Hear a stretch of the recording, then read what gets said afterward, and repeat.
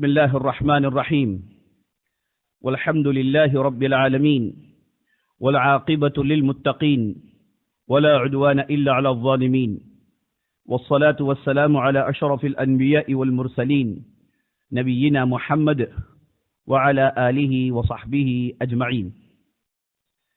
وقال تبارك وتعالى أذن للذين يقاتلون بأنهم ظلموا ان اللہ علی نصرہم لقدیر. تمام قسم کی تعریفیں و بڑائی و بزرگی و عظمت و مجد اللہ سبحانہ و تعالیٰ کے لیے جو مالک ارض و سما ہے، خالق کائنات ہے، مدبر حقیقی ہے، مالک حقیقی ہے. لاکھوں کروڑوں درود و سلام ہو محمد رسول اللہ صلی اللہ علیہ وسلم پر، جنہیں اللہ سبحانہ و تعالیٰ نے سارے کائنات کے لیے رحمت بنا کر مبعوث کیا. ہم نے کل کی مجلس سے دوسری سیریز کا آغاز کر دیا ہے.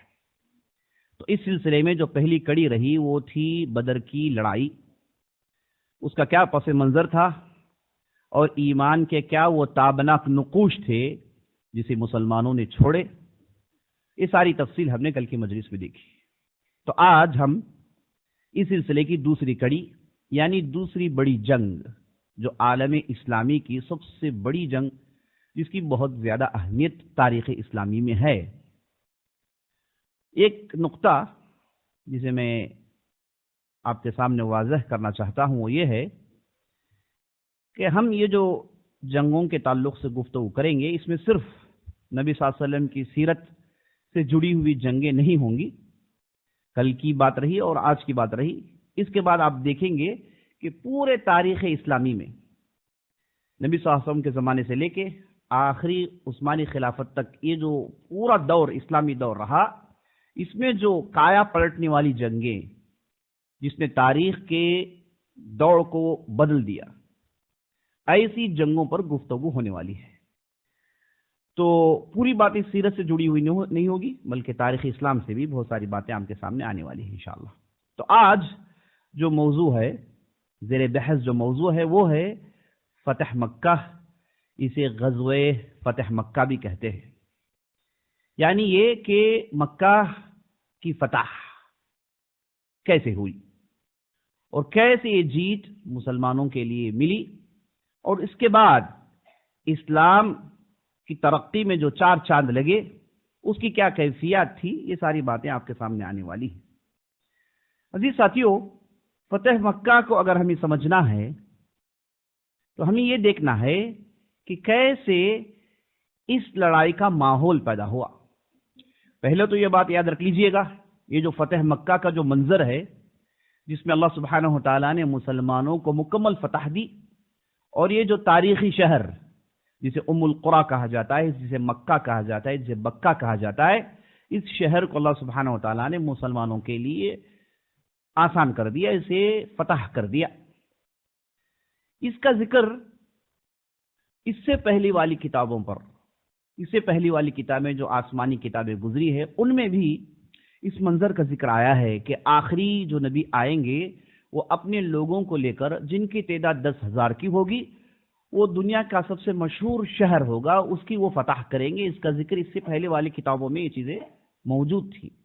تو یہ جو جنگ اس اعتبار سے تاریخی ہے اور نبیوں نے اس کا ذکر کیا ہے، اور یہ جنگ کے بعد اسلام کی ترقی میں جو تبدیلیاں آئیں وہ کچھ اور ہی تھی. تو یہ جنگ اگر ہمیں سمجھنا ہے تو صلح حدیبیہ پر سرسری نظر ڈالنی ضروری ہے. صلح حدیبیہ اسے صلح کہا جاتا ہے. یہ کوئی باقاعدہ لڑائی نہیں تھی. 6 ہجری کے واقعات ہیں. نبی صلی اللہ علیہ وسلم نے خواب میں دیکھا کہ وہ اپنے اصحاب کو لے کر عمرے میں جا رہے ہیں. تو آپ صلی اللہ علیہ وسلم نے عمرے کا ارادہ کیا اور اپنے اصحاب سے کہہ دیا کہ فلان تاریخ کو ہم عمرے کے لیے نکلنے والے. تو لگ بھگ 1500 کی تعداد تھی صحابہ کی. اس نفری کو لے کر آپ صلی اللہ علیہ وسلم احرام باندھ کے سیدھے مکے کی طرف چل پڑے. اب جب مشرکین کو پتا چلا کہ نبی صلی اللہ علیہ وسلم عمرہ کرنے کے لیے آئے ہیں تو انہوں نے روک دیا. انہوں نے کہا کہ نہیں، آپ اندر آ نہیں سکتے، مکہ ہمارا شہر ہے. نبی صلی اللہ علیہ وسلم نے کہا کہ مکہ ہمارا بھی شہر ہے، ہم یہاں عمرے کی نیت سے آئے، کوئی لڑائی کا مقصد نہیں. لیکن مشرکین نے نبی صلی اللہ علیہ وسلم کو اجازت نہیں دی. تو بہرحال وہاں پر ایک صلح کی صورت پیدا ہوئی. آپ صلی اللہ علیہ وسلم نے چند شرائط پر مشرکین کی باتوں کو مان لیا. مشرکین کے جو چند شرائط تھے ان میں سے پہلا شرط یہ تھا کہ آپ اس بار عمرے کے لیے اندر نہیں آئیں گے، بلکہ آپ کو اس بار اجازت نہیں، آپ اس بار واپس جائیں گے، البتہ آئندہ سال آپ اپنے لوگوں کو لائیں گے، تلواریں نیام میں ہوں گی اور بغیر کسی جھڑپوں کے، بغیر کسی آگے پیچھے کی باتوں کے آپ آئیں گے اور سیدھے عمرہ کر کے چلے جائیں گے۔ یہ پہلا کنڈیشن تھا جسے نبی صلی اللہ علیہ وسلم نے مان لیا۔ اس کے بعد دوسرا کنڈیشن یہ تھا کہ اب 10 سال تک کوئی لڑائی نہیں ہوگی مکہ والوں اور مدینہ والوں کے درمیان۔ نبی صلی اللہ علیہ وسلم نے کہا ٹھیک ہے۔ اس کے بعد تیسرا شرط یہ بتایا گیا کہ اگر کوئی قبیلہ یا پھر کوئی فرد نبی صلی اللہ علیہ وسلم سے مدینہ جا کے ملنا چاہتا ہے یا پھر وہ مکہ کے ملنا چاہتا ہے، اگر وہ مکہ کے ملنا چاہتا ہے تو ہم اسے واپس نہیں کریں گے۔ اگر کوئی فرد ہمارے یہاں سے نکل کے آپ کے پاس چلا جائے تو آپ کو واپس کرنا پڑے گا۔ نبی صلی اللہ علیہ وسلم نے کہا ٹھیک ہے۔ یہ شرائط تھے جس پر آپ صلی اللہ علیہ وسلم نے اتفاق کیا اور اس پر آپ صلی اللہ علیہ وسلم نے دستخط لگائی، اور بہت بڑے بڑے جو صحابہ تھے انہیں اس تعلق سے بڑا اعتراض تھا۔ کہا کہ عمر بن خطاب نے کہا کہ یہ کیسے ہو سکتا ہے کہ ہمارے لوگ ان کے پاس جائیں تو وہ واپس نہیں کریں گے، اور جب ہمارے پاس کوئی آدمی آ جائے تو ہمیں واپس کرنا پڑے گا؟ یہ چیزوں تو بات سمجھ میں نہیں آتی۔ تو لمبی انہوں نے بات کی، مناقشہ کیا، آپ صلی اللہ علیہ وسلم سے اپنے غصے کا بھی اظہار کیا، لیکن نبی صلی اللہ علیہ وسلم نے یہ کہا کہ ہمیں چاہیے کہ صبر کریں، اس میں اللہ نے خیر رکھا ہے۔ تو ظاہری طور پر یہ جو صلح حدیبیہ ہے یہ کہ واپس آپ جائیں گے اس سال اور اس کے بعد ہمارے یہاں کے لوگ آپ کے پاس آئیں گے تو آپ کو واپس کرنا پڑے گا، یہ جو ظاہری طور پر ایسے ہی تھا کہ مسلمانوں کے لیے اس میں شکست تھی۔ مسلمان اب مشرکین کے پاس اپنی بات چلا نہیں پا رہے ہیں، ظاہری طور پر یہ چیز نظر آ رہی تھی، لیکن جب آپ صلی اللہ علیہ وسلم نے اتفاق کر لیا تو بعد میں 10 سال نبی صلی اللہ علیہ وسلم کو مل گئے جس میں امن و امان کا ماحول تھا، جو دوسرے جو قبائل انتظار کر رہے تھے انہیں اسلام سمجھنے کا موقع ملا، اور آپ صلی اللہ علیہ وسلم نے دعوتی ٹولیاں بھیجی قبائل کی طرف، ان سے گفتگو کی، وہ بھی آتے تھے۔ اس طریقے سے دعوت کا جو چادر تھا وہ بڑی دور تک پھیلا دیا گیا، مشرکین کو اس کی توقع نہیں تھی۔ اور اس کے بعد یہ کہ ہمارے ہاں سے اگر کوئی آدمی آ جائے تو آپ کو واپس کرنا پڑے گا، اس کی بھی بعد میں ابو بصیر اور ابو جندل 2 صحابی تھے جن کی محنتوں کی وجہ سے، جن کی کوششوں کی وجہ سے یہ بھی جو عہد پیمانہ تھا یہ بھی توڑ دیا گیا تھا۔ اب یہ جو بات تھی کہ آپ آئندہ سال آئیں گے تو آئندہ سال نبی صلی اللہ علیہ وسلم گئے، نبی صلی اللہ علیہ وسلم نے عمرہ کیا، تو ظاہری طور پر یہ شروط تھوڑے شکست خوردہ نظر آتے تھے، حالانکہ ایسا نہیں تھا۔ اس سے نبی صلی اللہ علیہ وسلم اور اصحاب رسول صلی اللہ علیہ وسلم کو موقع مل گیا کہ وہ زمین میں پھیلیں اور اپنا پیغام پہنچائیں۔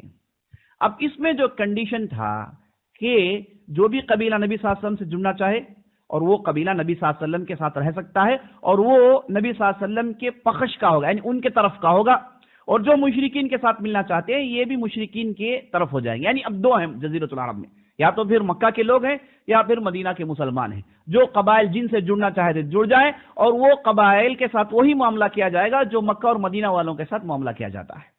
تو اس عہد و پیمان کی روح سے ایک مشہور قبیلہ جو مکے میں رہا کرتا تھا جن کا نام تھا بنو بکر، وہ مشرکین مکہ کے ساتھ ہو گئے، اور ایک دوسرا قبیلہ تھا جنہیں کہا جاتا تھا بنو خزاعہ، یہ بھی مکے میں رہتے تھے، لیکن انہوں نے نبی صلی اللہ علیہ وسلم سے تعلقات قائم کر لیے اور مسلمانوں کے طرفدار بن گئے، حالانکہ ان میں بھی بہت بڑی تعداد غیر مسلمانوں کی تھی، لیکن مسلمانوں کی بھی تعداد تھوڑی بہت ان کے درمیان تھی۔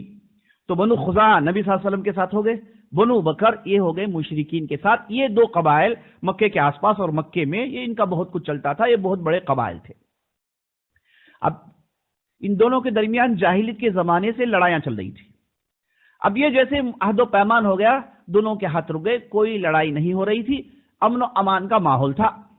لیکن بنو بکر کے لوگوں کو کچھ شیطانی انہوں نے سوچا، جب انہوں نے دیکھا کہ بہت دنوں سے امن کا ماحول ہے اور بنو خزاعہ بھی آ جا رہے ہیں، کھلا گھوم رہے ہیں، اور مکہ بھی آ رہے ہیں، آس پاس کے علاقوں میں گشت بھی کر رہے ہیں، تو بنو بکر کے لوگوں نے سوچا کہ کیوں نہ ہم اسی موقع کو غنیمت جان کے ہم انہیں کچھ نقصان پہنچائیں۔ جاہلیت کے لوگ تھے، انہیں تو موقع چاہیے تھا، کسی نہ کسی طریقے سے اپنے پرانے بدلوں کو لیں، پرانے ریونجز کو لیں، پرانی باتوں کو چھیڑیں، اشعار اس تعلق سے پڑھیں، یہ تو ان کا طریقہ اور ان کا وتیرہ تھا۔ تو انہوں نے اس امن و امان کے ماحول میں یہ سوچا کہ بنو خزاعہ کو نقصان پہنچاتے ہیں۔ تو چنانچہ یہ ہوا کہ ایک رات انہوں نے اچانک بنو بکر کے لوگوں نے بنو خزاعہ پر حملہ بول دیا، اور گھمسان کی لڑائی ہوئی۔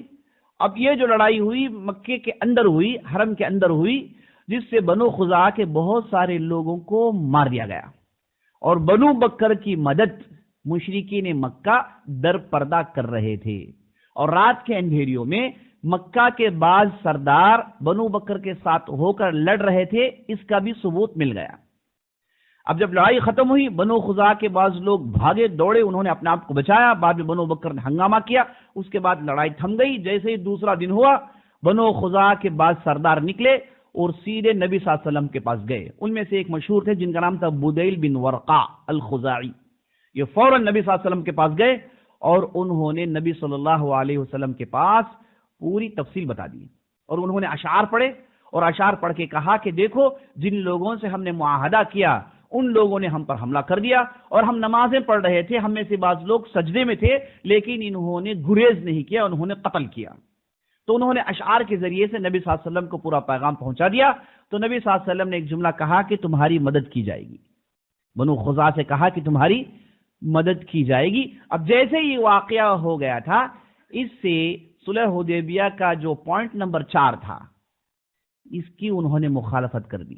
جیسے ہی اگر کوئی فریق مخالفت کرتا ہے، دوسرے فریق کے لیے موقع مل جاتا ہے کہ وہ ان لوگوں پر حملہ کر سکیں۔ تو نبی صلی اللہ علیہ وسلم نے دیکھا کہ یہاں پر مشرکین مکہ بنو بکر کی طرفداری کر کے انہوں نے اس عہد کی شکنی کی ہے، تو نبی صلی اللہ علیہ وسلم نے چپ چاپ یہ ارادہ کر لیا کہ اب ان لوگوں پر چڑھائی کرنی ہے نا۔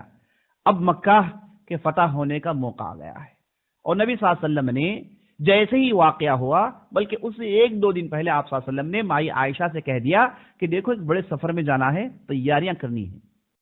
تو نبی صلی اللہ علیہ وسلم نے اشارہ کیا تو مائی عائشہ نے تیاریاں کر لی۔ تو ابوبکر صدیق نے دیکھا کہ بھائی یہ تو بڑے سفر کی تیاری ہو رہی۔ ابوبکر نے پوچھا کہ کون سی تیاری ہو رہی ہے؟ تو مائی عائشہ نے کہا کہ نبی صلی اللہ علیہ وسلم نے کہا ہے تو ہم تیاری کر رہے ہیں۔ ابوبکر صدیق کو کچھ چیزیں سمجھ آئی کہ ہاں کچھ ہونے والا ہے۔ تو آپ صلی اللہ علیہ وسلم نے جو ارادہ کیا، اسے آپ صلی اللہ علیہ وسلم نے اتنا چھپا کے رکھا، کسی کو بتایا تک نہیں بہت دنوں تک، بلکہ 10 لوگوں کو بلا کر کہا کہ تم لوگ فلاں قبیلے کے پاس جاؤ، اس طرف جاتے رہو، بعد میں ہمارے طرف سے تمہیں کچھ خبر آئے گی۔ تو 10 لوگوں کو جب نکالا، لوگوں نے سمجھا کہ نبی صلی اللہ علیہ وسلم وہاں پر کچھ کارروائی کرنے والے ہیں، اس رخ کی طرف جانے والے ہیں، حالانکہ نبی صلی اللہ علیہ وسلم وہاں جانے کا ارادہ تھا ہی نہیں۔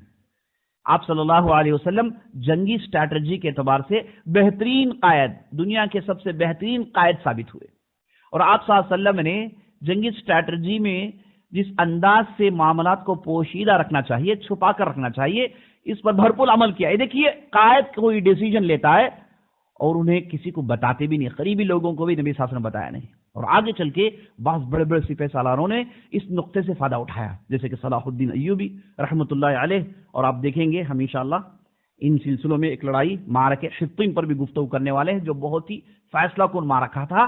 اس میں صلاح الدین ایوبی نے عیسائیوں کو اور مغربی طاقتوں کو جزیرۃ العرب سے مار بھگایا، فلسطین کے سرزمین سے مار بھگایا، ایک زبردست لڑائی ہوئی۔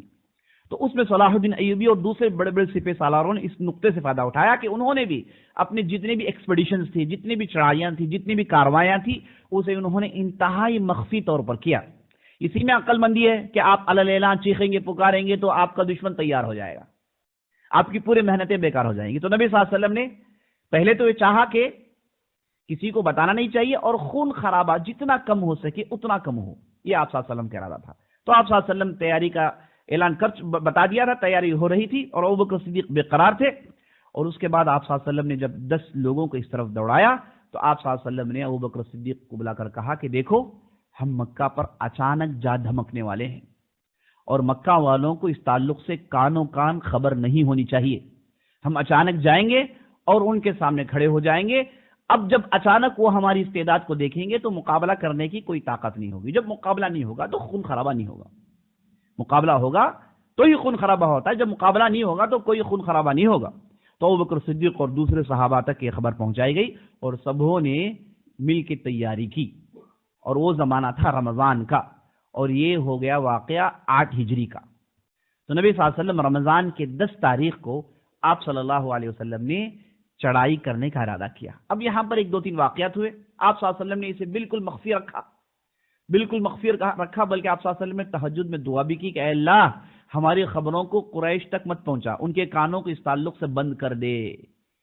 اور اللہ سبحانہ وتعالیٰ نے نبی صلی اللہ علیہ وسلم کی دعا قبول کی، اور ایسے ہی مشرکین مکہ کو اس تعلق سے کانوں کان خبر نہیں رہی۔ اور اس زمانے میں ایک بڑا ہی عجیب و غریب واقعہ پیش آیا، وہ یہ ایک صحابی تھے جن کا نام تھا حاطب بن ابی بلتعہ، بدری صحابی تھے، بڑے نیک آدمی تھے اور بڑے بھولے بھالے تھے۔ اب جب نبی صلی اللہ علیہ وسلم کے بڑے بڑے صحابہ کو، بڑے بڑے سرغنوں کی بات معلوم ہو گئی کہ اب یہاں ایک زبردست چڑھائی کا انتظام ہو رہا ہے، سب اپنی اپنی تیاریاں کر لیں، تو ان کے پاس بھی خبر پہنچی چونکہ بدری تھے۔ تو جیسے ہی انہوں نے دیکھا کہ مکے میں چڑھائی ہونے والی ہے تو گھبرا گئے، کیونکہ ان کا پورا خاندان مکے میں رہتا تھا۔ تو انہوں نے چپکے سے ایک چٹھی لکھی قریش کے سرداروں کو، اور اس میں انہوں نے پورے بھولے پن سے کہا کہ فلاں تاریخ کو نبی صلی اللہ علیہ وسلم اپنا لشکر لے کر آنے والے ہیں، آپ اپنی تیاری کریں۔ اور چٹھی انہوں نے مدوڑا، اور ایک قافلے میں ایک عورت جا رہی تھی، وہ بعض قریش کے سرداروں کی لونڈی تھی جس کا نام تھا سارا، ان کے ہاتھ میں اس خط کو دیا، کہا کہ تم اس سے چپکے سے پہنچا دو۔ اب یہ لے کر چلی۔ اب نبی صلی اللہ علیہ وسلم کو آسمان سے خبر پہنچ گئی کہ یہاں پر کچھ وائلیشن ہو رہا ہے۔ تو نبی صلی اللہ علیہ وسلم نے فوراً علی بن ابی طالب کو بلایا اور دوسرے صحابہ کو بلایا، بلا کر کہا کہ دیکھو ایک عورت ہے، وہ نکل چکی ہے، اگر میرا اندازہ غلط نہ ہو تو اس مقام پر یہ جا رہی ہے، تم لوگ فوراً دوڑو اور اس عورت کو روکو، اور اس کے پاس ایک چٹھی ہے، لے کر آ جانا۔ علی بن ابی طالب گئے اپنے ساتھ لوگوں کو لے کر، وہ بالکل اسی جگہ جا رہی تھی جہاں نبی صلی اللہ علیہ وسلم نے اندازہ لگایا، اور علی بن ابی طالب نے اس قافلے کو روکا۔ وہ پورے جو ہے ہودج میں بیٹھی ہوئی تھی۔ علی بن ابی طالب نے کہا کہ چلو ماں باہر نکلو اور یہ چٹھی نکالو۔ اس عورت نے کہا کون سی چٹھی، ہمارے پاس تو کوئی چٹھی آئی نہیں۔ علی بن ابی طالب نے کہا کہ دیکھو نبی صلی اللہ علیہ وسلم جھوٹ نہیں بولتے ہیں اور نہ ہم جھوٹ بولتے ہیں، تمہارے پاس ایک چٹھی ہے، برائے کرم چٹھی کو باہر نکال۔ اس عورت نے قسمیں اٹھائی، چیخا پکارا، کہا کہ میرے پاس ایسا کچھ بھی نہیں ہے۔ تو علی بن ابی طالب نے دھمکا کر کہا کہ یاد رکھو، اگر تم اس چٹھی کو نہیں دو گی تو ہم تمہیں ننگا کر دیں گے۔ یہ کہنا تھا، وہ گھبرا گئی اور اس نے کہا کہ ہاں میرے پاس یہ چٹھی ہے، اور اس نے اپنے چوٹی سے اس چٹھی کو نکال کے علی بن ابی طالب پر دیا۔ علی بن ابی طالب نے اس چٹھی لیا، اب کھول کے پڑھنے کی اجازت نہیں تھی، اور سیدھے نبی صلی اللہ علیہ وسلم کے پاس انہوں نے پہنچا دیا۔ اب نبی صلی اللہ علیہ وسلم نے اس چٹھی کو کھولا تو اس میں ماشاءاللہ تبارک اللہ پورے ڈیٹیلز موجود تھے۔ نبی صلی اللہ علیہ وسلم نے کہا حاطب آئیے، حاطب بن ابی بلتعہ آئے، اور نبی صلی اللہ علیہ وسلم نے پوچھا کہ بھائی کیا ہے، کیا تمہیں معلوم نہیں کہ یہ کارروائی ہماری خفیہ ہے؟ حاطب بن ابی بلتعہ کہا کہ اللہ کے رسول آپ جلدی میں کچھ فیصلہ مت کریے۔ اب یہاں پر عمر بن خطاب کھڑے تھے، کہا کہ اللہ کے رسول اجازت دیجیے، اس منافق کا سر مار دیتا ہوں۔ نبی صلی اللہ علیہ وسلم نے کہا کہ نہیں ایسا مت کہو، یہ بدری ہیں۔ پھر حاطب سے پوچھا کہ حاطب کیا ہو گیا ہے، کیا ہو گیا تمہیں؟ کہا کہ اللہ کے رسول معاملہ یہ ہے کہ میں ٹھہرا غیر قریش، میرا خاندان قریشی نہیں ہے، اور ہم ایک زمانے سے مکہ میں رہتے ہیں۔ اب جتنے بھی یہاں کھڑے ہیں، یعنی اشارہ کس کا تھا؟ ابوبکر عمر، جو بڑے بڑے صحابہ ہیں، ان کے تو خاندان والے ہیں مکہ میں، اگر چڑھائی ہوگی تو ان کے خاندان والوں کی حفاظت ہوگی۔ اب میرے بیوی بچے جو مسلمان ہیں، جو مکے میں ہیں اتفاق سے، ان کی کوئی حفاظت کرنے والا نہیں ہے، تو میں نے چاہا کہ یہ خط اگر میں انہیں دے دوں، یہ انفارمیشن دے دوں، کہیں اگر کل کچھ ہو جائے تو ہو سکتا ہے کہ وہ میری خبر پہنچانے کی وجہ سے میرے خاندان والے، میرے قرابت داروں کی حفاظت کریں گے۔ نبی صلی اللہ علیہ وسلم نے کہا کہ حاطب تم تو پورا معاملہ خراب کرنے والے تھے۔ تو اس کے بعد نبی صلی اللہ علیہ وسلم نے ڈانٹا، کہا کہ ایسی غلطی نہیں کرنی چاہیے، اللہ تمہارے خاندان کی حفاظت کرے گا، اس تعلق سے تم مت ڈرو۔ اور اس کے بعد عمر بن خطاب سے کہا کہ عمر تمہیں نہیں معلوم، اللہ نے جنگ کے بدر میں جو مسلمان شامل ہوئے، جو بدری صحابہ ہیں، ان کے تعلق سے اللہ نے کہا کہ تم جو چاہے کرو ہم معاف کرتے ہیں، افعلوا ما شئتم، تم جو چاہے کرو ہم انہیں معاف کرنے کے لیے تیار ہیں۔ تو یہ بدری صحابہ کے لیے ایک کھلی ہوئی سرٹیفکیٹ تھی۔ تو اس کے بعد عمر بن خطاب خاموش رہ گئے، تو یہ ایک اہم واقعہ پیش آیا۔ اس کے بعد آپ صلی اللہ علیہ وسلم نکلے۔ اب جب ابو سفیان، اس وقت ابو جہل کے ختم ہونے کے بعد شیبہ، عتبہ، ولید، یہ جتنے بھی سردار تھے سب تو بدر کے میدان مر گئے، اور بعض جو احد میں ختم ہو گئے، اس کے بعد کے بعض لڑائیوں میں ختم ہو گئے۔ اب کوئی سردار باقی نہیں رہا مکہ میں، ایک تھے، وہ تھے ابو سفیان۔ جب انہیں یہ معلوم ہوا کہ یہ خبر مدینے میں پہنچ گئی ہے تو وہ صاحب فوراً نکلے اور دوڑتے ہوئے مدینے میں آئے۔ یہ بات یاد رکھ لیجئے، ابو سفیان کی ایک لڑکی جن کا نام ام حبیبہ ہے، یہ نبی صلی اللہ علیہ وسلم کی زوجہ مطہرہ ہیں، آپ صلی اللہ علیہ وسلم کی بیوی ہیں۔ جنہوں نے اسلام قبول کیا اور آپ صلی اللہ علیہ وسلم نے ان سے شادی کر لی، وہ مدینے میں رہتی تھی۔ تو ابو سفیان جیسے ہی انہیں خبر پہنچی کہ اب یہاں پر کچھ ہونے والا ہے، انہوں نے بھانپ لیا، وہ بھی سردار ٹائپ کے آدمی تھے، انہوں نے معاملے کو بھانپ لیا اور فوراً وہ مدینہ پہنچے۔ اب جب مدینہ پہنچ رہے تھے تو راستے میں ان کی ملاقات بدیل بن ورقا سے ہوئی، جنہوں نے خبر پہنچائی، اور بدیل سے ابو سفیان نے کہا کہ بتاؤ تم کہاں سے آ رہے ہو؟ بدیل نے کہا کہ نہیں، ہم کہیں اور سے آ رہے ہیں۔ کہا کہ تم مدینے سے آ رہے ہو؟ کہا کہ نہیں، ہم مدینے سے نہیں آ رہے۔ ابو سفیان نے دیکھا کہ یہ آدمی اس وقت یہاں سے آ رہا ہے اور مدینے سے کیوں نہیں آئے گا، اور معاملہ اتنا بڑا ہو گیا ہے۔ تو ابو سفیان نے پھر وہی ٹیکٹکس اپنائی، دیکھا کہ بدیل کی کہاں اونٹیاں کھڑی تھی، دوڑے وہاں جائے، پھر مینگنیوں کو اٹھایا، پھوڑ کر دیکھا تو وہاں سے کھجور کی گوٹیاں برآمد ہوئی۔ تو کہا کہ خدا کی قسم یہ مدینہ گیا ہے، اس سے پوری خبریں سنائیے۔ یہ کہے کہ پھر ابو سفیان ایڑی چوٹی کا زور لگا کے سیدھے مدینے میں پہنچ گئے، اور سیدھے جیسے مدینے پہنچا، اب ان کی لڑکی تھی ام حبیبہ، آپ صلی اللہ علیہ وسلم کی زوج مطہرہ، سیدھے وہ ان کے گھر گئے۔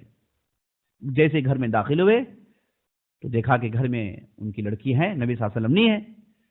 تو وہ چادر بچھا ہوا تھا، سیدھے چادر میں بیٹھنے کے لیے چلے گئے۔ تو ام حبیبہ نے چادر کھینچ لی۔ ابو سفیان غصہ آیا، میں تمہارا باپ ہوں اور تم چادر کیوں کھینچ رہی ہو؟ کیا میں اس چادر کا بھی قابل نہیں ہوں؟ تو ام حبیبہ نے صاف صاف دو ٹوک میں کہا کہ آپ مشرک آدمی ہیں، گندے ہیں، یہ وہ چادر ہے جس میں محمد رسول اللہ صلی اللہ علیہ وسلم بیٹھتے ہیں۔ تو ابو سفیان کو بڑا تعجب ہوا، انہوں نے کہا کہ تمہارا معاملہ تو بہت خراب ہو گیا ہے۔ یہ کہہ کے وہ پھر گھر سے باہر نکلے، اب سیدھے گئے نبی صلی اللہ علیہ وسلم سے۔ یاد رکھیے نبی صلی اللہ علیہ وسلم اور ابو سفیان پرانے ساتھی تھے، دونوں میں زیادہ عمر میں فرق نہیں، اور دونوں لگ بھگ ہم شکل تھے، یہ بھی یاد رکھ لیجیے، لگ بھگ دونوں ہم شکل تھے۔ تو نبی صلی اللہ علیہ وسلم کے پاس ابو سفیان پہنچے، اور نبی صلی اللہ علیہ وسلم کو دیکھ کر انہوں نے نبی صلی اللہ علیہ وسلم کے حق میں بہت کچھ کہا، تعریف کری، اور کہا کہ میں آپ سے ایک موضوع پر بات کرنا چاہتا ہوں۔ تو آپ صلی اللہ علیہ وسلم نے اپنا رخ بدل لیا، چہرے سے ان کی طرف دیکھا نہیں، ادھر آئے نبی صلی اللہ علیہ وسلم، پھر نہیں دیکھا، تو معلوم ہوا کہ نبی صلی اللہ علیہ وسلم ان سے کچھ بھی سننے کے لیے تیار نہیں ہے۔ تو اٹھے، وہ سیدھے گئے، اب انہوں نے دیکھا کہ کس کے پاس جائیں گے، وہ سیدھے ابوبکر صدیق کے پاس گئے۔ ابوبکر صدیق نے کہا کہ بھائی صاحب، ہم آپ کی کوئی مدد نہیں کر سکتے، معاف کریے گا۔ اب وہاں سے پھر اٹھے، وہ سیدھے عمر بن خطاب کے پاس گئے، جا کر کہا کہ آپ اللہ کے لیے سفارش کر دیجئے، یہ غلطی ہو گئی۔ عمر بن خطاب نے کہا کہ اگر ہم لوگوں کے پاس جتنی بھی ہتھیاریں ہیں، جتنی بھی سامان ہیں، پورے ختم ہو جائے، صرف میرے پاس لکڑی کی ایک ٹکڑی ہے، خدا کی قسم وہ لکڑی کی ٹکڑی لے کے تم سے لڑوں گا، تم لوگوں سے لڑوں گا، سفارش تو دور کی بات ہے۔ اور وہاں سے اٹھے اور سیدھے گئے اب علی بن ابی طالب کے پاس۔ علی بن ابی طالب ان کے قریبی رشتہ بھائی میں آتے ہیں۔ تو علی بن ابی طالب پاس گئے، ابو الحسن آپ تو ہمارے قریبی آدمی ہیں، آپ کو یہ معاملہ سمجھنا چاہیے ورنہ خون خرابہ بہت ہوگا، آپ ہمارے اس معاملے میں دخل اندازی کریے۔ علی بن ابی طالب نے کہا کہ دیکھو بھائی صاحب، ہم اس تعلق سے کچھ بھی مدد نہیں کر سکتے، نبی صلی اللہ علیہ وسلم کا فیصلہ ہو چکا ہے، نبی صلی اللہ علیہ وسلم کا فیصلہ ہو چکا ہے۔ ابو سفیان کو اب بھنک لگی کہ ہاں، نبی صلی اللہ علیہ وسلم جب خاموش ہیں تو مانا یہ کہ پیچھے سے تیاریاں ہو رہی ہیں۔ تو اس کے بعد وہ منت سماجت کرنے لگے کہ کچھ نہ کچھ کریے، اس معاملے میں کچھ نہ کچھ تو بولیے۔ تو علی بن ابی طالب نے کہا کہ اگر ایسا ہے تو آپ ایک کام کرو، سیدھے مسجد میں چلے جاؤ، نبی صلی اللہ علیہ وسلم نماز کے لیے آئیں گے، اس کے بعد لوگ ہوں گے، اور اس مجلس میں تم کھڑے ہو کے اپنے طرف سے امان کا اعلان کر دو۔ تم سردار آدمی ہو، تمہارے لیے جائز ہے۔ یعنی سردار اس زمانے میں طریقہ ایک وطیرہ یہ تھا کہ سردار اگر کسی مجلس میں کھڑے ہو کے کہے کہ بھائی میں امان دے رہا ہوں، تو مانا یہ کہ آپ ہمارے ہاں آ سکتے ہیں، ہم آپ کے ہاں آ سکتے ہیں، ہمارے درمیان اب کوئی قدورت نہیں، کوئی عداوت نہیں، یہ مانا ہے اس کا۔ تو علی بن ابی طالب نے کہا کہ تم سردار آدمی ہو، جاؤ اعلان کرو۔ تو ابو سفیان نے کہا کہ ایسا کرنے سے کچھ فائدہ ہوگا؟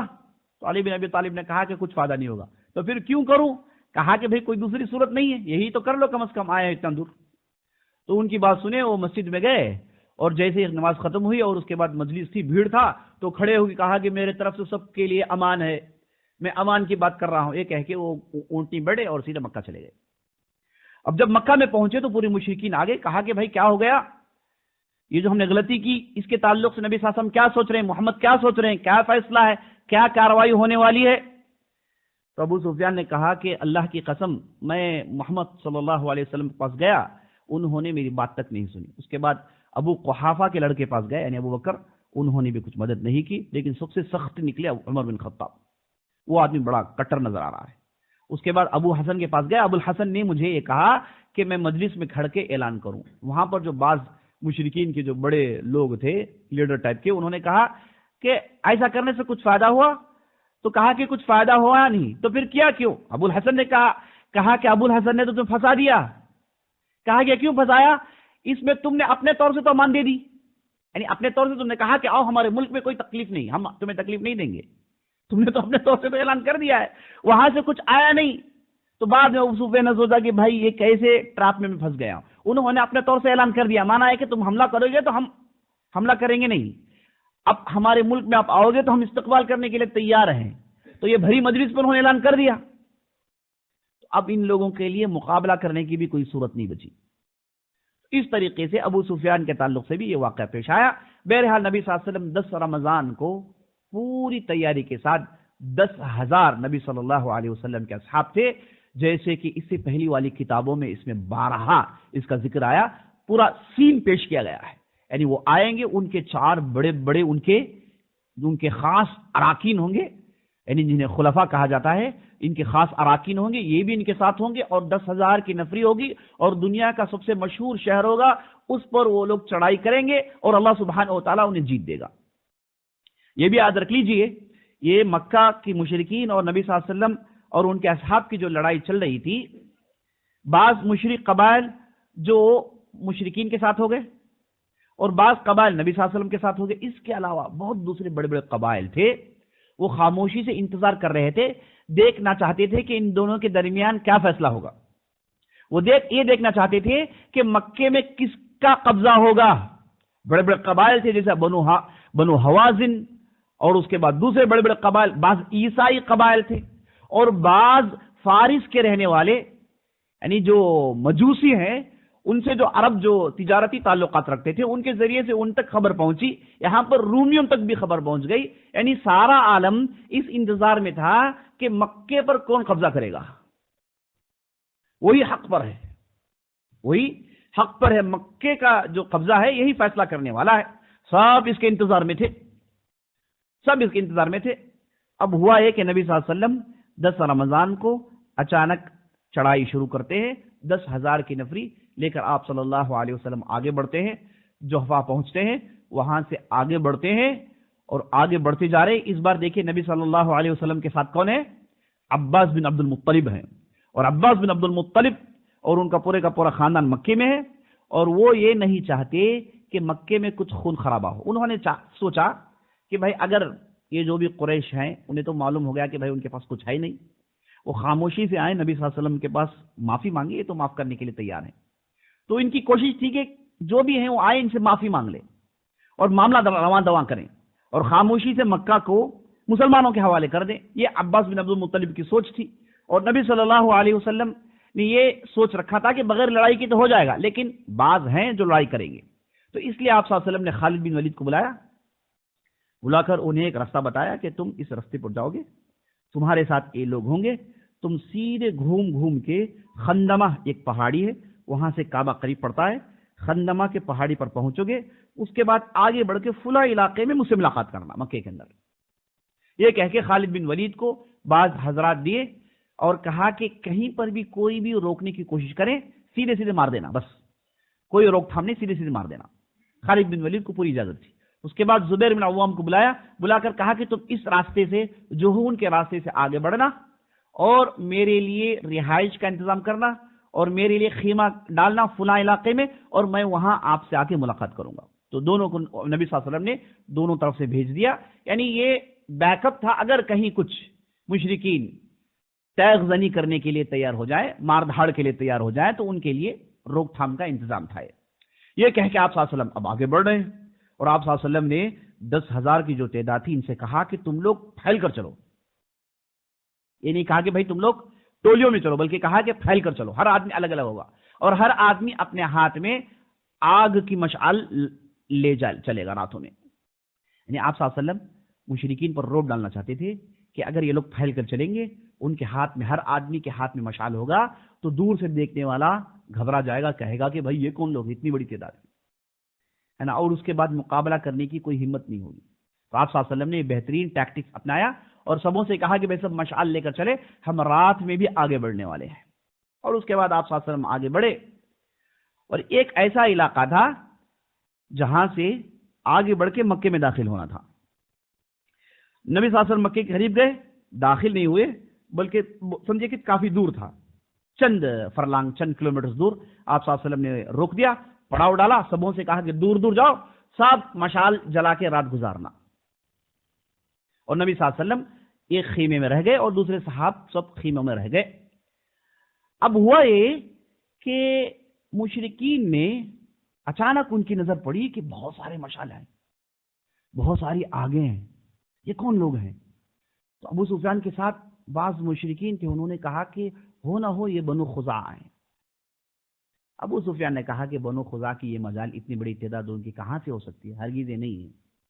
تو ابو سفیان بھنک گئے کہ یہ مسلمان ہوں گے، اور وہ یہ کہہ کے چپکے سے جو بھی اپنے ساتھ لوگ تھے انہوں نے چھوڑا۔ انہوں نے کہا کہ بھائی آج میں بچ جاؤں تو باقی ہے، ان لوگوں کو چھوڑیے، اب کوئی سرداری ورداری نہیں۔ تو وہ چپکے سے گدھے میں بیٹھے اور چپکے سے وہ آگے بڑھنے لگے۔ یہ کوشش تھی کہ بھائی کم از کم میں اور میرے خاندان والے بچ جائیں۔ تو ابو سفیان آگے بڑھے۔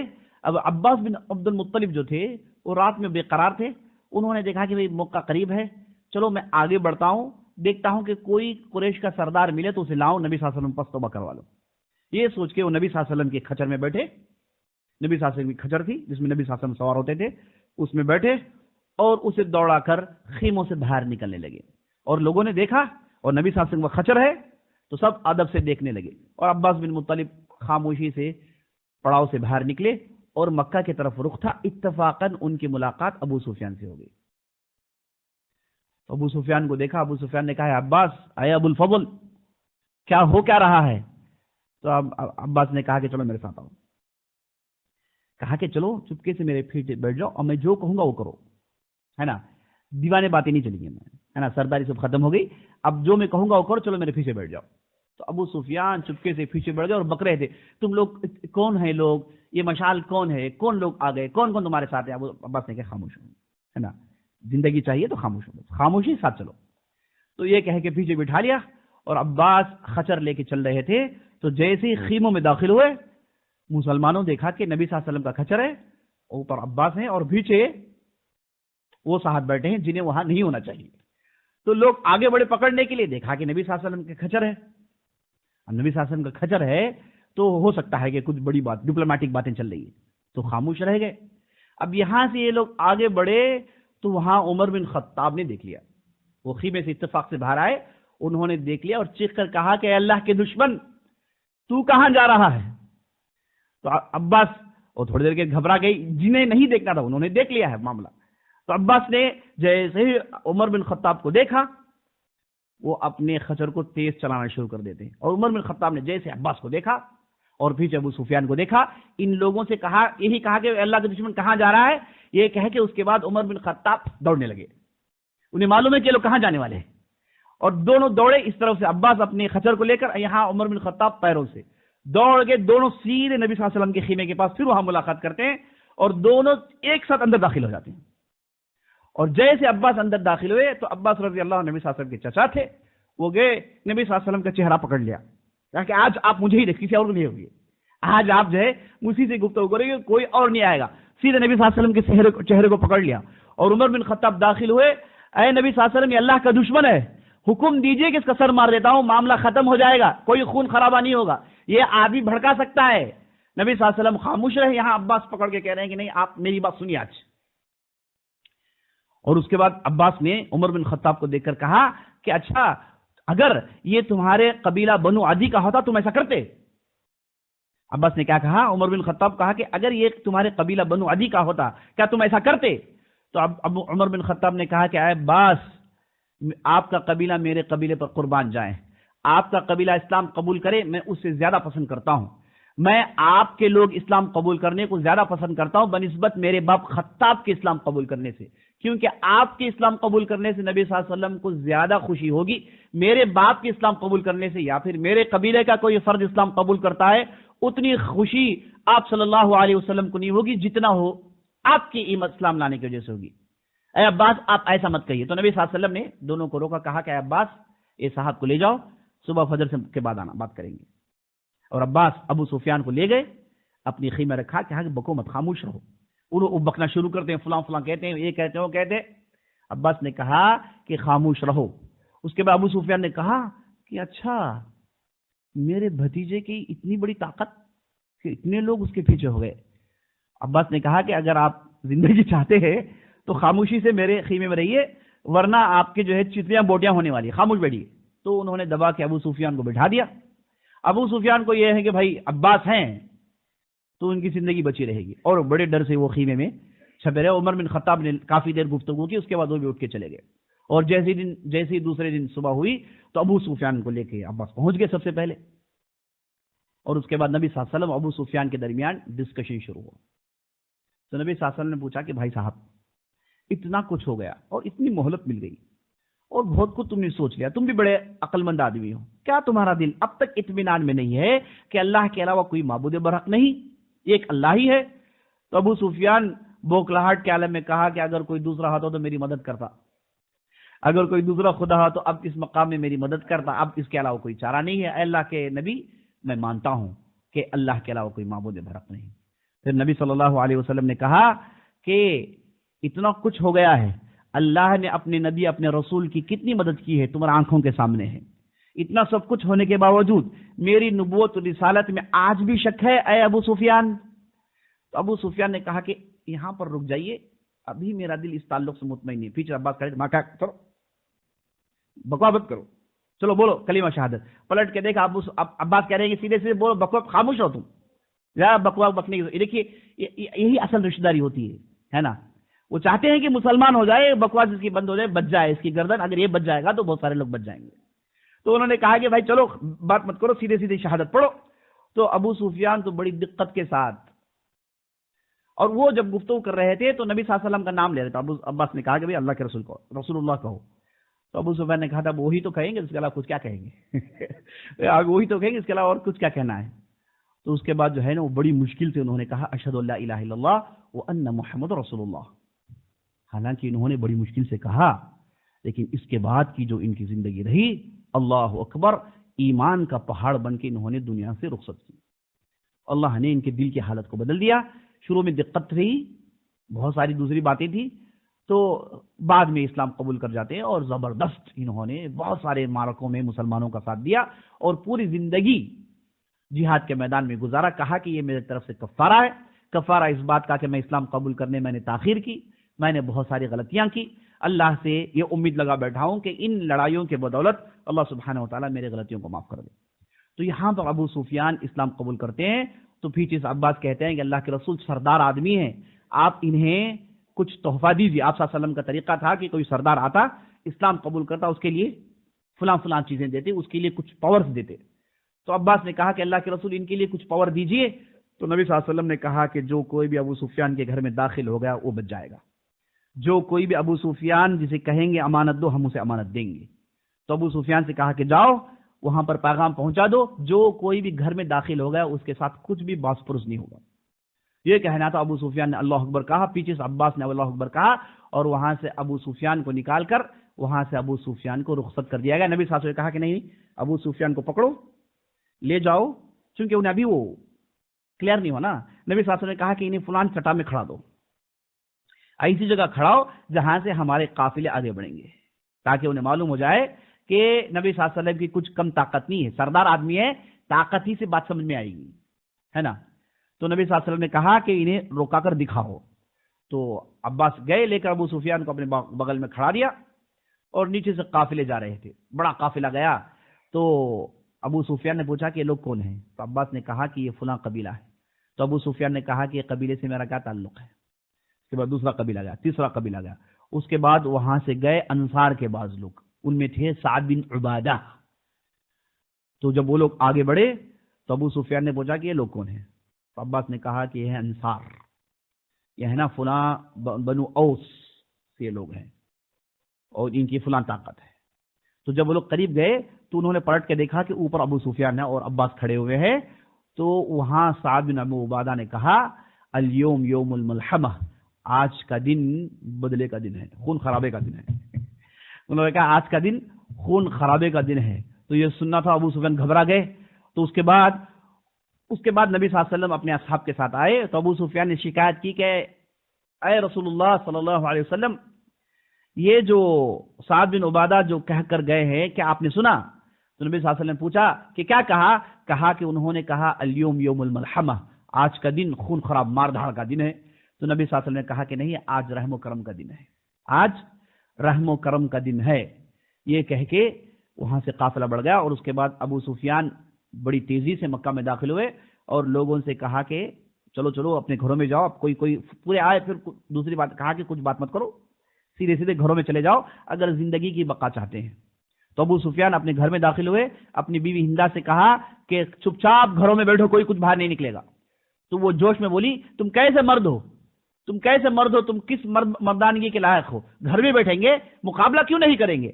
ابو سفیان نے کہا کہ تو خاموش رہ بیچاری، تو نہیں جانتی کہ ہو کیا رہا، خاموش رہ. یہ کہہ کہ انہوں نے اپنی بیوی کو خاموش کیا اور سبوں سے کہہ دیا کہ بچنا ہو تو گھروں میں چلے جاؤ یا پھر حرم میں چلے جاؤ، یہ دونوں کے علاوہ کہیں اور بچنے کا امکان نہیں. تو پورے کے پورے سردار حرم میں پہنچ گئے اور بعض جو تھے گھر میں رہ گئے. اب نبی صلی اللہ علیہ وسلم مکے میں داخل ہوئے اور وہ جو منظر تھا، آپ صلی اللہ علیہ وسلم جو مکے میں داخل ہوئے، بہت ہی تاریخی عالمی منظر تھا. کیونکہ یہاں پر نبی صلی اللہ علیہ وسلم واپس آ رہے ہیں جیت کے ساتھ. ایک ایسا آدمی جو رات کی تاریکیوں میں چپکے سے مکہ چھوڑ چکا تھا، ایسے قوم کے لوگ جنہوں نے ایسا ظلم کیا، ذلیل و خوار کیا، قتل کرنے کی کوشش کی، خود مکے کے کلیجے کو انہوں نے نکال پھینکا اور یہ چپکے سے بڑی تیزی سے وہ مکہ چھوڑ چکا تھا. حالانکہ گیا تھا اکیلا، گیا تھا، 2 فرد اس کے ساتھ تھے، لیکن اب آیا ہے پوری طاقت کے ساتھ. اب یہاں پر اگر کوئی دوسرا بادشاہ ہوتا، دنیا میں کوئی بھی دوسرا بھی فرد ہوتا، تو یہاں پر وہ اپنا پورا ریونج لیتا، اپنے دل کو، اپنے کلیجے کو ٹھنڈک پہنچاتا، کہتا کہ بھائی ان لوگوں نے ہمارے ساتھ کیا کچھ نہیں کیا، اور خوب خون بہاتا، چن چن کر لوگوں کو کاٹتا. یہی تاریخ ہمیں بتاتی ہے، تاریخ میں ہمیشہ یہی ہوا ہے. ان الملوک اذا دخلوا قرية افسدوها وجعلوا عزة اهلها اذلة، قرآن میں بھی ہے. بلقیس نے سلیمان سے کہا، بلقیس نے اپنے جو منسٹر سے ان سے کہا کہ اگر بادشاہ کسی بستی میں داخل ہوتا ہے نا تو بستی کے بڑوں کو ذلیل کرتا ہے اور بستی کو برباد کر دیتا ہے. تو وہ آیت مجھے یاد آ رہی ہے. تو یہی دنیا کا اصول ہے، یہ تو جیت کر آئے ہیں. ایسا نہیں کہ بھائی کچھ معاہدہ ہو گیا ہے اس کے تحت آئے، نہیں، یہاں پر باقاعدہ جیت. جتنے بھی مخالفین تھے وہ سب کو خاموش کر دیا گیا ہے.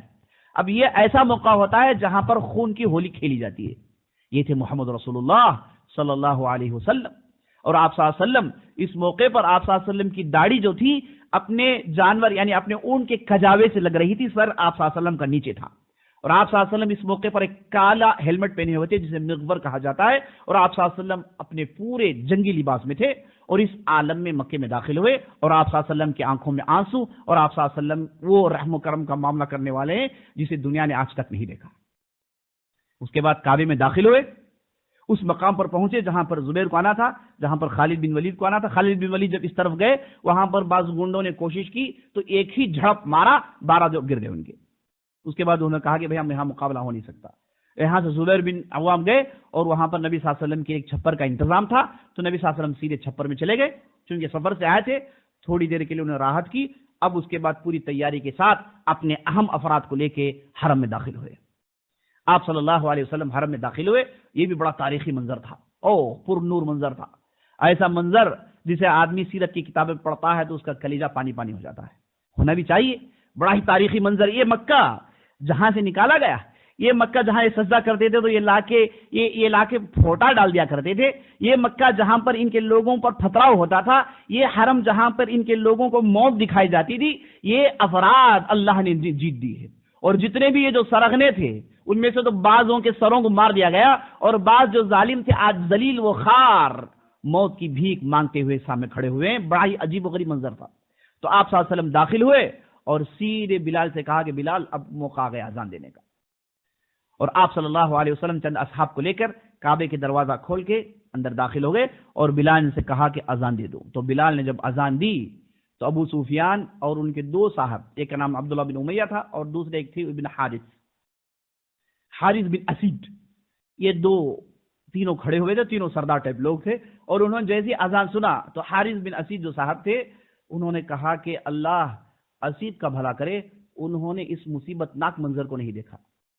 انہوں نے اس مصیبت ناک یعنی اذان جو حرم میں کعبے میں توحید کا اعلان جو ہو رہا ہے، اس منظر کو انہوں نے نہیں دیکھا. حارث بن اسید نے کہا. دوسرے نے کہا کہ اس سے بہتر تھا، دوسرے نے کہا کہ اگر یہ صاحب حق پہ ہیں، اگر یہ مجھے معلوم ہو جائے میں انہوں دل و جان سے مان لوں گا. ابو سفیان نے کہا کہ بھائی صاحب ہم کچھ کہیں گے تو آسمان سے خبر آ جائے گی، کنکریاں ہمارے خلاف بولیں گی، خاموش رہنے میں بہتر ہے. تو ابو سفیان خاموش رہے اور یہ تینوں نے آپس میں گفتگو جو کی. آپ صلی اللہ علیہ وسلم اس وقت کعبے میں داخل ہو رہے تھے، اوپر سے اذان ختم ہوئی اور نیچے سے آپ صلی اللہ علیہ وسلم کعبے میں داخل. آپ صلی اللہ علیہ وسلم کے ہاتھ میں چھڑی تھی اور ان کے ساتھ ان کے خاص لوگ تھے، عمر بن خطاب، ابو بکر اور اسامہ، زید بن حارثہ، بڑے بڑے لوگ تھے. اور حرم میں داخل ہوئے تو آپ صلی اللہ علیہ وسلم ہاں دیکھا کہ وہاں پر بتیں رکھی ہوئی ہیں. کہا کہ ان بتوں کو اٹھاؤ، پھینکو. ساروں بتوں کو اٹھایا گیا، پھینکا گیا. 360 بت تھے، سب بتوں کو توڑ کر چکنا چور کر دیا گیا. اور حرم میں دیکھا کہ دیوار حرم کے اندر کے حصے میں 6 کھمبے تھے اور دیوار میں ابراہیم اور اسماعیل کے چہرے ان لوگوں نے چھڑا رکھے تھے. اور ابراہیم اور اسماعیل کے ہاتھوں میں انہوں نے تیر دے رکھا تھا. یہ تیر جاہلیت کا عقیدہ ہے کہ اگر کوئی مسئلے میں فیصلہ کرنا ہے تو وہ تیر لا کر ڈالتے تھے، 3 تیر ڈالتے تھے اور ان تیروں کو دیکھ کر کسی نجومی کے پاس فیصلہ پوچھتے تھے اور یہی طرز پر وہ لوگ جیا کرتے تھے. یعنی یہی بتانا چاہ رہے ہیں کہ ابراہیم اور اسماعیل بھی یہ تیر ڈالا کرتے تھے، یعنی یہ شگون نکالتے تھے. تو نبی صلی اللہ علیہ وسلم نے وہاں پر کہا کہ اللہ کی قسم، نہ ابراہیم نے شگون دیکھا نہ اسماعیل کے پاس یہ تیر ہوا کرتے تھے. ان لوگوں نے جھوٹ کہا ہے، کوئی اللہ کے نبی سے نہیں کرتا. یہ کہہ کے حکم دیا کہ ان چہروں کو مٹا دے. لیکن تعجب کی بات ہے نبی صلی اللہ علیہ وسلم نے کہا کہ چہرہ جھوٹا ہے، یہ جھوڑا جو گیا ہے جھوٹا. یہ نبی صلی اللہ علیہ وسلم نے نہیں کہا. ہو سکتا ہے کہ وہ شکل صحیح تھی، انہوں نے اپنے جو ہے بڑوں سے دیکھا ہو یا پھر بہت دنوں سے چھڑا کر رکھا گیا تھا. بہرحال وہاں پر ان چیزوں کو مٹایا گیا، کعبے کو صاف کیا گیا. اور نبی صلی اللہ علیہ وسلم یہ جو دروازہ ہے اس کے سامنے جو دیوار ہے اس کے قریب گئے اور چند میٹر کا فاصلہ تھا، وہاں پر ٹھہر کر آپ صلی اللہ علیہ وسلم نماز پڑھی. وہاں پر ٹھہر کر آپ صلی اللہ علیہ وسلم نے نماز پڑھی. پتہ نہیں اس کے اندر کتنے سالوں کے بعد توحید کا نغمہ گانے والا آیا ہے. اللہ اکبر. کتنے سالوں کے بعد یہاں پر اللہ کا نام لیا جا رہا ہے. کیونکہ مشرکین جب سے وہ جو تھا ایک خزاعی تھا، کعب بن لؤی، غالباً نام بھول رہا ہوں، یہ پہلا آدمی تھا جس نے حرم کے اندر بت رکھے، جس نے قریش کو بت پرستی سکھائی، جس نے مشرکین مکہ کو قریش کو بت پرستی سکھائی. یہ کئی ہزار سال کے پہلے کا واقعہ ہے. تو وہ زمانہ تھا اور اس کے بعد یہ زمانہ ہے. پہلی مرتبہ اللہ کی توحید کا نغمہ بلند کیا جا رہا ہے، اللہ کے لیے سجدہ کیا جا رہا ہے. اور ساتھ اصحاب نے نماز پڑھا اور جیسے ہی آپ صلی اللہ علیہ وسلم نماز پڑھ کے آئے، کعبے کے دروازے کے پاس دونوں طرف تھام پکڑ کے رک گئے اور آپ صلی اللہ علیہ وسلم بولنا شروع کر دے. آپ صلی اللہ علیہ وسلم نے کہا کہ اے قریش، تمہاری میرے تعلق سے کیا امید ہے؟ تم مجھے کیسے دیکھتے ہو؟ تو سبوں نے کہا کہ تم بڑے کریم آدمی ہو، بڑے کریم آدمی کے بیٹے ہو. یہی زبانیں ایک زمانے میں جادوگر کہا کرتی تھی، یہی زبانیں ایک زمانے میں جھوٹا کہا کرتی تھی، یہی زبانیں ایک زمانے میں کیا کچھ کہا کرتی تھی. لیکن آج چونکہ اب کوئی چارہ نہیں، تو نبی صلی اللہ علیہ وسلم نے جب پوچھا کہ بھائی میں کیسا ہوں، تو سبوں نے تعریف کی پل باندھ دی. تو اس کے بعد نبی صلی اللہ علیہ وسلم نے کہا کہ میں آج وہ کہنے والا ہوں جو یوسف علیہ السلام نے اپنے بھائیوں سے کہا. یوسف علیہ السلام نے اپنے بھائیوں سے کیا کہا؟ ان کے بھائیوں نے جب دیکھا کہ یوسف بادشاہ بن گئے تو انہوں نے کہا واللہ لقد آثرک اللہ علینا وان كنا لمن الخاطئین. اللہ نے تمہیں ہم پر فوقیت دی، اللہ نے تمہیں ہم پر ترجیح دی. بلا شبہ ہم خطا کار تھے، بلا شبہ ہم خطا کار تھے. ان کے بھائیوں نے جب اقرار کیا تو یوسف علیہ السلام نے کہا لا تثریب علیکم اليوم یغفر اللہ، اللہ سبحانہ وتعالیٰ سب کو معاف کرے، آج تم پر کوئی ملامت نہیں. تو نبی صلی اللہ علیہ وسلم نے کہا کہ جیسے یوسف علیہ السلام نے اپنے بھائیوں کو معاف کیا، آج ہماری زبان میں بھی وہی جملہ ہے. تو نبی صلی اللہ علیہ وسلم نے کہا لا تثریب علیکم اليوم انطلقوا، چلو اب جاؤ. جو اپنے گھر میں داخل ہوگا اس کے لیے امانت ہے، جو ابو سفیان کے گھر میں داخل ہوگا اس کے لیے امانت ہے، جو اپنے گھر میں داخل ہو کے ہتھیار ڈال دے گا اس کے لیے امانت ہے. تو نبی صلی اللہ علیہ وسلم جتنے بھی لوگ تھے سب کو معاف کر دیا. یہ تاریخ کا واحد منظر عزیز ساتھیوں. اس اعتبار سے لڑائی ایسی لڑائی ہے جس کی کوئی دوسری مثیل اور شبیہ پوری تاریخ میں نہیں ملتی. اللہ اکبر. یہ حالانکہ لڑائی کہتے ہیں خون خرابہ بہت ہی کم ہوا، لیکن یہاں پر ایسی جیت ملی، اللہ اکبر۔ اب یہاں پر اللہ اکبر وہ سورہ فتح کی آیت یاد آتی ہے، جب حدیبیہ کی صلح ہوئی تو اللہ نے کہا انا فتحنا لک فتحا مبینا، نبی صلی اللہ علیہ وسلم سے کہا کہ اے نبی صلی اللہ علیہ وسلم ہم نے تمہیں کھلی جیت دے دی، حالانکہ وہاں پر کوئی جیت نہیں تھی، حالانکہ وہ آیت اس جیت کی بات کر رہی تھی کہ صلح حدیبیہ کی پاداش میں یہ فتح مکہ کا منظر پیش آنے والا ہے۔ اب یہاں پر کھلی جیت اللہ نے نبی صلی اللہ علیہ وسلم اور انہیں اصحاب کو دی، تو آپ صلی اللہ علیہ وسلم اوپر سے اترے، سب کو معاف کر دیا، سب دوڑ رہے ہیں اور سب اپنا جان بچا رہے ہیں، اور بعض لوگ کھڑے ہیں اپنے چہروں میں وہ ملامت، اپنے چہروں میں وہ گلٹ کا منظر کھینچے ہوئے لوگ کھڑے ہوئے ہیں، اور نبی صلی اللہ علیہ وسلم سیدھے ابو سفیان ان دونوں کے پاس جاتے ہیں، جا کر کہتے ہیں کہ حارث بن اسید تم نے جو کہا یہ کہا، اے عبداللہ بن امیہ تم نے یہ کہا، اے ابو سفیان تم نے کہا، جو انہوں نے جو جملے کہے نبی صلی اللہ علیہ وسلم نے اس جملوں کو دہرایا، تو ان دونوں نے کہا کہ اللہ کی قسم جب ہم بول رہے تھے تو ہم تینوں کے علاوہ کوئی اور نہیں تھا، اور یہ دونوں لوگ میرے ساتھ ہیں، انہوں نے آپ سے ملاقات کی نہیں، جب آپ کے پاس یہ خبر پہنچ گئی تو اب ہمارا دل کھل گیا ہے، آپ اللہ ہی کے رسول ہیں، اور انہوں نے کہا اشہد اللہ الہ الا اللہ وان محمد رسول اللہ کہہ کے اسلام میں داخل ہو گئے۔ اور یہ ایک صاحب آئے تھے جن کا نام تھا فضالہ، وہ نبی صلی اللہ علیہ وسلم جب طواف کر رہے تھے باہر نکلے، اس کا طواف آپ صلی اللہ علیہ وسلم طواف کی، جب آپ صلی اللہ علیہ وسلم طواف کر رہے تھے تو وہ چپکے سے قتل کرنے کے لیے آیا، اور جیسے نبی صلی اللہ علیہ وسلم کو دیکھا رک گیا، پتہ نہیں اسے کچھ ہو گیا، ہمت نہیں ہوئی، تو نبی صلی اللہ علیہ وسلم نے کہا ہے فضالہ تو ہتھیار چھپا کے کب تک گھومے گا، اے فضالہ تو جس نیت سے آ رہا ہے ہم جانتے ہیں، ابھی موقع ہے اسلام قبول کر لے۔ تو فضالہ کہتے ہیں کہ بھائی صاحب میں ہتھیار لے کے گھر سے نکلا، کسی کو معلوم نہیں تھا، جب آپ کو پیغام پہنچ گئی ہے تو وہ ہونا ہو آپ کا تعلق آسمان سے، اور وہ بھی مسلمان ہو جاتے ہیں۔ تو آپ صلی اللہ علیہ وسلم نے طواف کیا، اور اس کے بعد آپ صلی اللہ علیہ وسلم چلے گئے ام ہانی کے گھر میں، اور ام ہانی بن عبد المطلب، ام ہانی بن ابی طالب، یعنی علی بن ابی طالب کی بہن، بڑی بہن، ان کے گھر آپ صلی اللہ علیہ وسلم چلے گئے، اس لیے گئے تھے کہ آپ صلی اللہ علیہ وسلم کا جو گھر تھا وہ تو مشرکین نے اٹھا لیا تھا، ان کی اب کوئی پراپرٹی نہیں تھی مکے میں، اب یہ تھا تو علی بن ابی طالب ان کے رشتے سے وہ گھر تھا جہاں آپ صلی اللہ علیہ وسلم کی پرورش بھی ہوئی تھی، اب یہ ام ہانی کے پاس تھا، تو آپ صلی اللہ علیہ وسلم سیدھے اس گھر میں گئے، ام ہانی نے استقبال کیا، اور اس سے پہلے علی بن ابی طالب پہنچ گئے، وہاں پر ہنگامی ماحول تھا، کوئی دو اندر تھے اور علی بن ابی طالب دروازہ توڑ رہے تھے، تو جیسے نبی صلی اللہ علیہ وسلم داخل ہوئے تو ام ہانی نے کہا اے اللہ کے رسول یہ میرے جو دیور ہیں اندر ہیں، ہے نا، یہ دونوں خطرناک مصیبت کی بلا جو اندر ہیں، اب یہ جو اندر بیٹھے ہیں اور ڈر رہے ہیں، اور علی بن ابی طالب قتل کرنا چاہتا ہے، یعنی چھوٹا بھائی علی قتل کرنا چاہتا ہے، تو نبی صلی اللہ علیہ وسلم نے کہا کہ ام ہانی کے گھر میں جو داخل ہو گئے،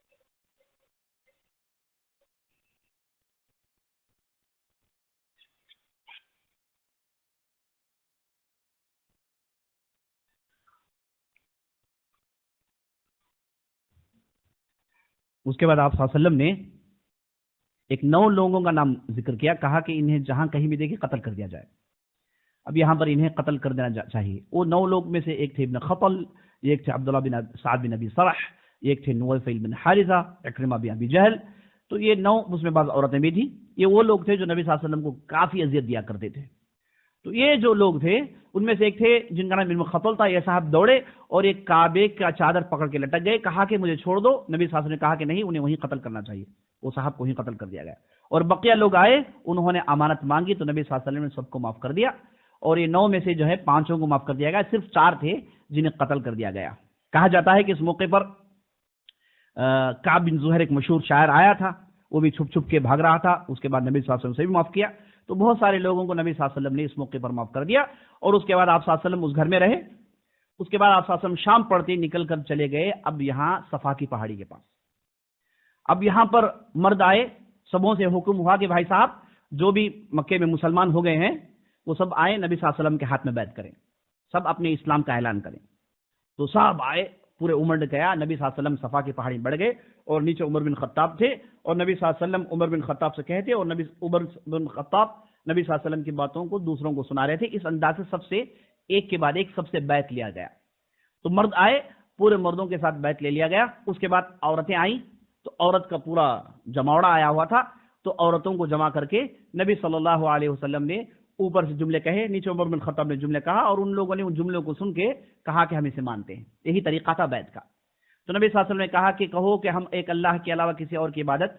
نہیں کریں گے، اور اللہ کے رسول محمد صلی اللہ علیہ وسلم کو اللہ کا آخری نبی آخری رسول مانیں گے۔ تو عمر بن خطاب نے دہرایا، تو ان عورتوں نے بھی اسے دہرایا۔ اور اس کے بعد نبی صلی اللہ علیہ وسلم نے کہا کہو کہ ہم زنا نہیں کریں گے۔ تو عمر بن خطاب نے کہا کہ کہو ہم زنا نہیں کریں گے۔ تو اس وقت ان عورتوں میں یہ جو ہندا تھی ابو سفیان کی بیوی، وہ بھیس بدل کے آئی تھی، اس کا بھی کوئی چارہ نہیں تھا، اسے بھی یہاں آنا ہی تھا۔ تو ہندا جو بھیس بدل کر آئی، وہ مجمع سے کہی کہ اچھا کوئی ایسی بھی رہا شدہ عورت ہو سکتی ہے جو زنا کر سکتی ہے، یعنی تعجب ہوا، حالانکہ مشرکین مشرکہ عورت تھی، اس کے باوجود کہتی ہے کہ رہا شدہ عورت کیسے زنا کر سکتی ہے، یہ تو جو غلام ہوتے ہیں وہ کرتے ہیں۔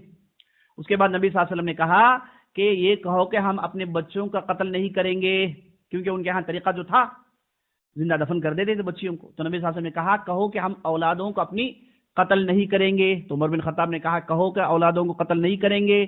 تو ہندا نے جواب میں کہا کہ ہم اپنے بچوں کو پالا پوسا، تیار کیا، چاقو چوبند بنایا، نوجوان بنایا، اور تم لوگوں نے جہاد کے میدان میں مار دیا۔ تم لوگوں نے بدر کی لڑائی میں ہمارے بچوں کو تو مار دیا، کیونکہ اس وقت ہندا کا ایک لڑکا تھا جس کا نام تھا حنظلہ بن ابی سفیان، جو مشرکین کی طرف سے آیا ہوا تھا، بدر میں اسے قتل کر دیا گیا تھا۔ تو ہندا نے کہا کہ ہم پالے پوسے ہو تو آپ قتل کرتے ہیں، آپ ہی بہتر جانتے ہیں۔ تو اپنے بوکھلاہٹ اجاگر کر رہی تھی۔ تو اس کے بعد نبی صلی اللہ علیہ وسلم نے جب یہ بات سنی تو آپ صلی اللہ علیہ وسلم مسکرا دیے، اور عمر بن خطاب اپنے پیٹ پکڑ کے ہنسنے لگے، گر گئے ہنسنے لگے۔ جب یہ جملہ سنا تو انہیں ہنسی آ گئی، یعنی ہم پالے پوسے اور تم قتل کرو گے، تم ہی بہتر جانتے ہو ہمارے بچوں کے ساتھ کیا کرنا ہے، اب ہم سے کہہ رہے ہو کہ قتل نہیں کرو گے، تم ہی تو قتل کیا ہمارے بچوں کو، یہ کہنا تھا ہندا کا۔ اور اس کے بعد نبی صلی اللہ علیہ وسلم نے ان عورتوں سے کہا کہ جاؤ اپنے گھروں میں جتنے بھی بت ہیں سب بتوں کو نکال کے باہر پھینکو، اور سبوں سے کہہ دیا گیا کہ کسی کے گھر میں بت نہیں ہوگا، پوری بت پرستی ختم۔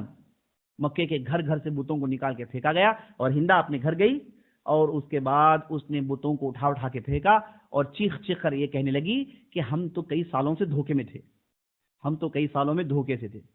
تو یہاں پر نبی صلی اللہ علیہ وسلم لگ بھگ 18 دن تک مکے میں رہے، اور اس کے بعد آپ صلی اللہ علیہ وسلم واپس مدینہ چلے گئے۔ جب نبی صلی اللہ علیہ وسلم ایک مرتبہ طواف کر رہے تھے تو بعض انصار جو تھے وہ ادھر رک کر یہ گفتگو کرنے لگے کہ بھائی اب کیا ہوگا، محمد صلی اللہ علیہ وسلم تو واپس مکہ آ گئے، یہیں سے تو واپس آئے تھے، ان کا دکھانا تو بن گیا ہے، اب شاید یہ واپس مدینہ نہیں آئیں گے۔ یہ بات نبی صلی اللہ علیہ وسلم کے کان میں پڑتی ہے، تو نبی صلی اللہ علیہ وسلم انصار کے پاس جاتے ہیں، کہتے ہیں کہ بھائی صاحب تم لوگ کیا کہہ رہے ہو؟ تو انصار نے کہا کہ کچھ نہیں، کہا کہ بتاؤ تم نے کچھ کہا؟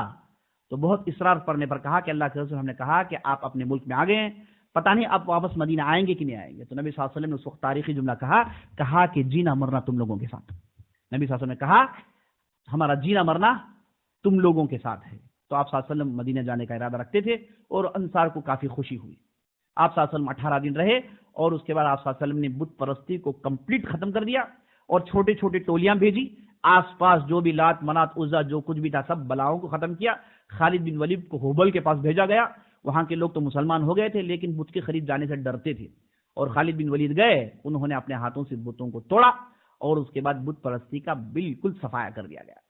دیکھیے یہاں پر نبی صلی اللہ علیہ وسلم جیت کر داخل ہوئے، ان لوگوں نے اسلام قبول کیا، ان لوگوں نے چاہا کہ ان چیزوں کو توڑ دے، تو نبی صلی اللہ علیہ وسلم نے توڑا۔